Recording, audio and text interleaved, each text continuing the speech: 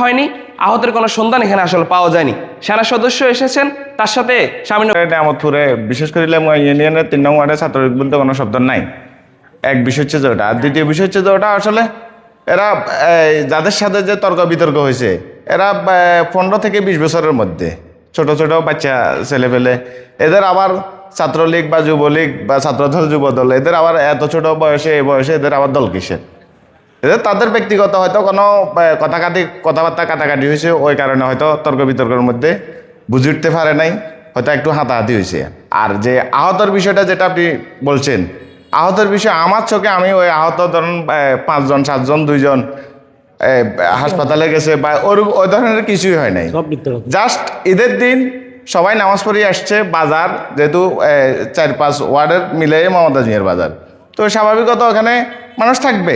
ঈদের দিন প্রচুর মানুষের এখানে সমাগম হয়েছে, ওই সুবাদে একটু হালকা তর্ক বিতর্ক হয়েছে। তর্ক বিতর্কের মধ্যে যেহেতু ঈদের দিন মানুষ বাজারে প্রচুর মানুষ ছিল, মানুষ একসাথে হয়েছে, এটাই, এর বাইরে আর অন্য কিছু। যে আর ফেনী লাইভের যে একটা নিউজ আমরা দেখেছি যে মানে 7 জন আহত, সৈকত নাম বলতে তো এসব তো এখানে সৈকত নামের কেউ ছিলও না, কিন্তু এই ভুয়া অত্যন্ত দুঃখজনক বিষয়, এরকম ভুয়া একটা তথ্য দিয়ে ওনারা লাইভ করেছে, এটা একবার অত্যন্ত মানে নিন্দনীয় ব্যাপার। আমাদের মমতা মিয়ার ভাবমূর্তি ক্ষুণ্ণ হয়েছে, এটা নিয়ে আমি ব্যক্তিগতভাবে তীব্র নিন্দা ও প্রতিবাদ জানাই। ধন্যবাদ।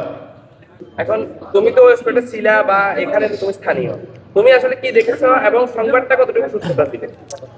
আসলে ওই দিন ঈদের নামাজের পর আমরা যখন ঈদের নামাজ পড়ে বাইর হই, তখন ওরা ছিল মাত্র 2 জন, একজন পক্ষ একজন বিপক্ষে। তো ওরা আমার জুনিয়র, আর যারা যারা লাগছে একজন থেকে আরেকজন জুনিয়র, ওদের সিনিয়র জুনিয়রদের মধ্যে ওদের কাছে যে কোনো একটা সমস্যার কারণে ওরা ঈদের দিন একটা বিশৃঙ্খলা সৃষ্টি করছিল। তো বিশৃঙ্খলা সৃষ্টির মধ্যে যখন একটু হাতাহাতি হতে লাগছিল, তখন আমরা ওটা সরাই দিয়েছি। তো সরানোর মধ্যে হয়তো কোনো ইয়েতে হয় নাই, কোনো আহত হয় নাই, কেউ কিছু হয় নাই, কেউ হাসপাতাল পর্যন্ত যায় না। কিন্তু ফেনী লাইভ নামের একটা নিউজ আমরা জানি, ফেনী লাইভ অনিবন্ধিত, ফেনীতে এই নামের কোনো নিউজ চ্যানেলের নাম আমরা শুনি না। আমি যখন সামাজিক কাজ করি, আমরা বিভিন্ন নিউজ চ্যানেলের সাথে পরিচয় আছে, তো আমরা দেখেছি ফেনী লাইভ নামে ফেনীতে কোনো নিউজের নিবন্ধিত নেই, একটি অনিবন্ধিত। এবং কি এই ফেনী লাইভে কে সাংবাদিকতা করে এটারও কোনো পরিচয় নাই, তথ্য নেই।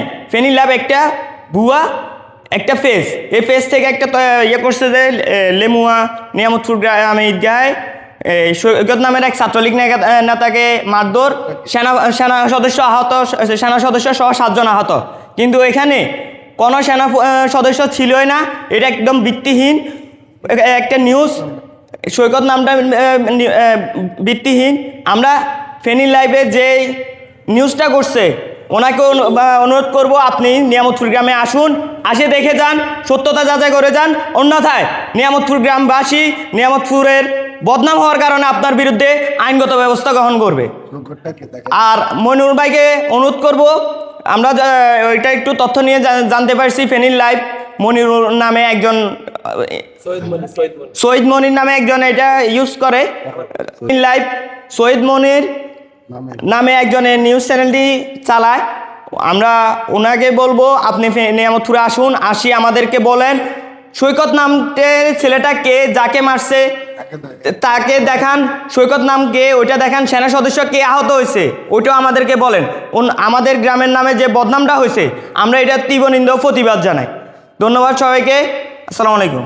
এই ঘটনাটা রেখেছি, তো আপনার কাছে প্রশ্ন হচ্ছে যে আসলে ওই দিন স্পটে কি ঘটনা ঘটেছিল আর ফেসবুকে আমাদেরকে কি তথ্য দিয়েছে? বিসমিল্লাহির রহমানির রহিম। প্রথমত আমি আমার ফেনীকে ধন্যবাদ জানাতে চাই এই জন্য, কারণ এই যে আপনারা হচ্ছেন জাতির বিবেক, আপনারা বস্তুনিষ্ঠ সংবাদ প্রকাশিত করবেন এবং অপতথ্যকে আপনারা পিছনে ফেলে দিবেন। আমি ব্যক্তিগতভাবে ওই দিন ঈদের নামাজ পড়ে বাজারের দিকে আসছিলাম, সবার সাথে কুশল বিনিময় করব। আসার মাঝপথে শুনতে পারলাম বাজারে নাকি ঝামেলা হচ্ছে। পরে আমি খুব তাড়াতাড়ি আসলাম, আসার পরে ছোট ছোট ভাই, ওদের বয়স 17, 18, 20 এরকম, হয়তো ব্যক্তিগত ঝামেলা, হয়তো সিনিয়র জুনিয়র এই ধরনের জানতে পারলাম পরে। আর এটা দলীয় কোনো বিষয় না, কিন্তু ফেনী লাইভ নামের যে অনলাইন পেজ আছে, এই ভুয়া পেজ থেকে যে সংবাদটা প্রকাশিত হয়েছে যে সেনা সদস্য 7 জন আহত, এটা পুরা ফেনী জেলাতে একটা খুব ভাইরাল হয়েছে এই নিউজটা, কিন্তু এটার কোনো ভিত্তিহীন। কিন্তু আমরা মমতাজ মিয়াবাসী, নিয়ামতপুরবাসী এটা তীব্র নিন্দা প্রতিবাদ জানাই। কিন্তু এই ঘটনাকে কেন্দ্র করে যে একটা ভুয়া নিউজ দিছে, এটা একটা গ্রামের ভিতরে একটা সংঘাত সৃষ্টি হওয়ার মতো। কিন্তু আমরা যারা সচেতন আছি, আমরা যারা রাজনীতি করি দেশের কল্যাণে, সমাজের কল্যাণে, আমরা ইনশাল্লাহ আমরা যতদিন আছি এখানে কোনো ঝামেলা হবে না। আর যে ঝামেলাটা হয়েছে এটা মোটামুটি সবাই উপস্থিত ছিল, মুরব্বী যারা আছে তারা সব মোটামুটি আমরা এটা সলভ হয়েছে। কিন্তু যে নিউজটা হয়েছে এটা টোটালি ভিত্তিহীন, এটা কোনো অস্তিত্ব নাই। কিন্তু আমাদের দলকে প্রতিপন্ন করার জন্য কিছু গুপ্তচর আছে, তারা এই নিউজটা ছড়াই আমাদের দলের ভাবমূর্তি নষ্ট করার জন্য এরা উঠে বেড়ে লিখছে। ধন্যবাদ। ঈদের দিন, ঈদের নামাজের পরবর্তীতে এখানে দুজন কিশোরের পূর্বশত্রুতার বিরোধের জেরে একটি অপতথ্য প্রচার করা হয়েছে একটি অনলাইন বৈঠক মিডিয়াতে।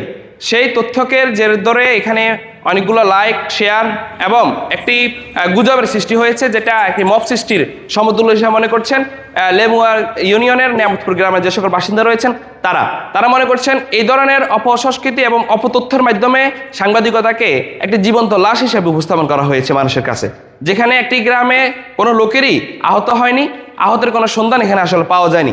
সেনা সদস্য এসেছেন, তার সাথে সামান্য বাকবিতণ্ডার ঘটনা ঘটেছে, কিন্তু তিনি কি সেনা সদস্য কিনা সেটাই অনেকে জানতেন না।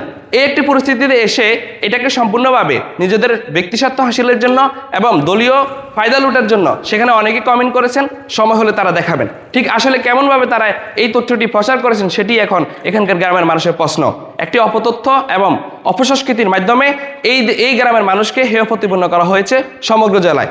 এলাকার স্থানীয় লোকজন বলছেন যে ভুয়া তথ্যটি প্রচার করা হয়েছে যে পেজ থেকে, তার আসলে কি সরকারি কোনো নিবন্ধন আছে কিনা বা রেজিস্ট্রেশন নাম্বার কত, যদি তথ্যটি সাংবাদিকতার সঠিক তথ্য যদি প্রকাশ করা না হয় এবং সরজমিনে যদি পরিদর্শন করা না হয়, তবে তাদের বিরুদ্ধে অতি শীঘ্রই এলাকার লোকজন মামলায় যাবেন, এমনটিই বলছেন।